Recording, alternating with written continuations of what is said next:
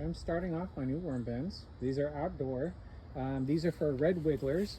Red wigglers have an optimal temperature range. That's basically your indoor room temperature range, right? But they can live and they can survive. Maybe they don't thrive in an optimal way outside, but here in the Midwest, it can get down to negative 15 degrees in the winter. So I expect that in February. In the summer, it can get to 100. The humidity is always very high, and they're just fine.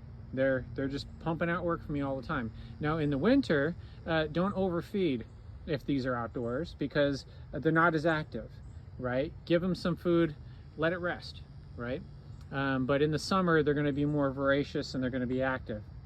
Anyway, so this is a batch of my inoculant. If you look back in my videos, step 4, that's how I made this.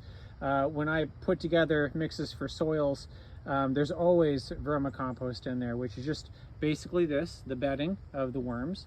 And it just gets dumped right into my soil mix. When I mix it all up with all my other ingredients, what's left over that I can't fit into my pools or where I store my soil batches or my inoculant batches until they're ready, I start off a new worm bin.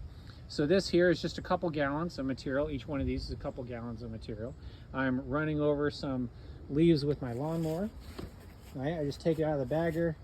I get a couple gallons of that, and I just put that in over the bedding material. Right? So this is going to serve as additional bedding. This is also food. I'm going to stir that all up. There's no nitrogen in there, so it's not going to heat up like compost. Right? It's just browns and what they come in. If you order worms online, they're going to come in probably in either coco coir, or they're going to come in sphagnum peat moss. They're going to be dry. That's the safest way that they ship worms, right? So they're going to be hungry and they're going to need moisture whenever they go in.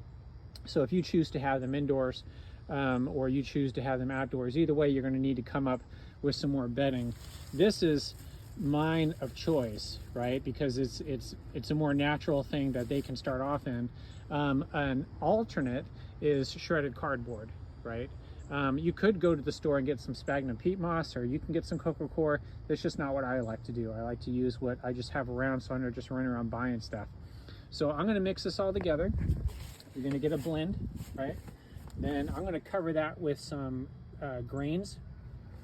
You could also use flour as a food for them, or you could just start throwing in your vegetable scraps, right? And then I just lightly coat the whole surface, and then I put the cap on and I call it good. And they just sit here for a few weeks, and then I'll come back out and check on them. Add a little water if needed.